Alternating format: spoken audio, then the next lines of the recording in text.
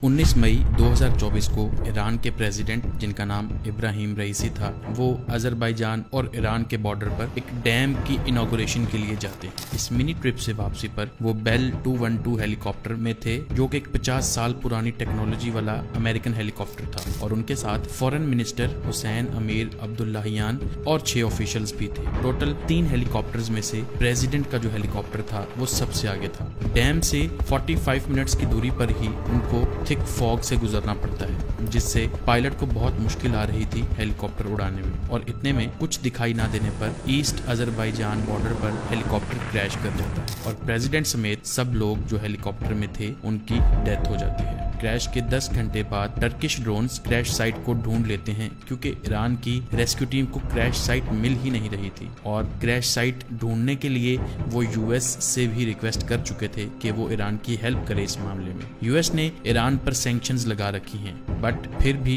Iran ने US से help मांगी कि वो उनको रेस्क्यू ऑपरेशन के लिए मदद करें, लेकिन यूनाइटेड स्टेट्स की तरफ से ये जवाब मिला कि लॉजिस्टिकल रीजंस की वजह से वो ईरान की हेल्प नहीं कर सकेंगे इस मामले में। और साथ में उन्होंने ये भी कहा कि हमारा इस क्रैश में कोई भी किसी किस्म का हाथ नहीं है और ये भी कहा कि हम कुछ भी अंदाजा नहीं लगाना चाहते कि असल में ये क्यों हुआ और कैसे हुआ। दोस्तों, जब किसी मुल्क का प्रेसिडेंट मरता है तो क्या होता है? ईरान में नए प्रेसिडेंट की सिलेक्शन के लिए एक काउंसिल बिठाई जाएगी जिसमें vice president, speaker of parliament और हेड ऑफ जुडिशरी मिलकर एक इलेक्शन करवाएंगे जिसमें मैक्सिमम 50 दिन के टाइम पीरियड के अंदर उनको एक नए प्रेसिडेंट को सिलेक्ट करना होगा। अभी के लिए इब्राहिम रईसी के वाइस प्रेसिडेंट मुखबर जो कि 63 इयर्स ओल्ड हैं उनको फिलहाल एक एक्टिंग प्रेसिडेंट बना दिया गया है, लेकिन हो सकता है ईरान के सुप्रीम लीडर आयतुल्ला खमीनी के बेटे मुज्तबा खमीनी प्रेसिडेंट बन जाएं। 2021 के इलेक्शंस में रईसी प्रेसिडेंट बने थे। अब 2025 में दोबारा इलेक्शंस थे, लेकिन अब यही इलेक्शंस अर्ली जुलाई में होंगे। ईरान के शहर तेहरान में प्रेसिडेंट समेत जो लोग इस हादसे का शिकार हुए उनके फ्यूनरल के लिए हजारों लोग गलियों में जमा हो गए।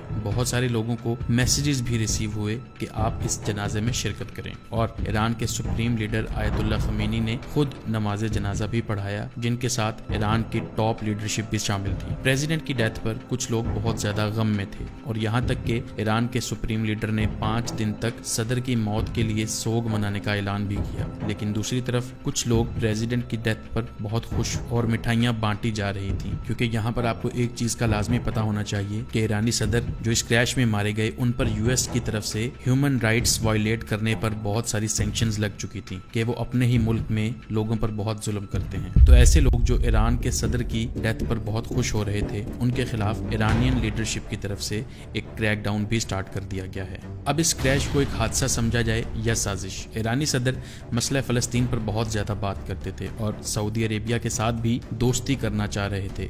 मसले कश्मीर पर भी वो अच्छी बात करते थे, लेकिन ये चीज बैरूनी ताकतों को बिल्कुल भी पसंद नहीं थी। यूक्रेन को भी जंग में बहुत ज्यादा हेल्प की ईरान ने, जिसमें उन्होंने ड्रोन्स और मिसाइल्स भी प्रोवाइड किए यूक्रेन को ताकि वो रूस के साथ अपनी इस जंग को जारी रख सकें। इन बातों की वजह से उनकी सिक्योरिटी को टाइट कर दिया गया था। फिर भी ईरानी सदर ने अपने दौरे जारी रखे। अब ईरानी सदर के ना होने से मसले फलस्तीन और दूसरे मामलात में क्या नतीजा निकलेगा ये तो वक्त ही बताएगा। कुछ लोगों का कहना यह है कि ये क्रैश नहीं बल्कि एक साजिश थी ईरानी प्रेसिडेंट को मारने, जिसमें कुछ लोग अमेरिका पर और कुछ लोग इसराइल पर इल्जामात लगा रहे हैं, लेकिन हकीकत कुछ और है। असल में इस ट्रिप में टोटल 3 हेलीकॉप्टर्स थे जिसमें से एक में presidential chief of staff Ghulam Hussain Ismaili भी थे। उन्होंने प्रेसिडेंट के लास्ट वर्ड्स के बारे में बताया और कहा कि क्रैश के बाद प्रेसिडेंट जिंदा थे। उन्होंने कहा कि वापसी पर 45 मिनट्स की दूरी तक सफर के दौरान प्रेसिडेंट का हेलीकॉप्टर जो लीड कर रहा था जिसमें प्रेसिडेंट थे उसके पायलट ने बाकी हेलीकॉप्टर्स को एल्टीट्यूड बढ़ाने का बोला ताकि वो बादलों से बच जाए, लेकिन प्रेसिडेंट का हेलीकॉप्टर अगले 30 सेकंड्स में ही क्रैश कर चुका था। गुलाम हुसैन के पायलट ने बहुत कोशिश की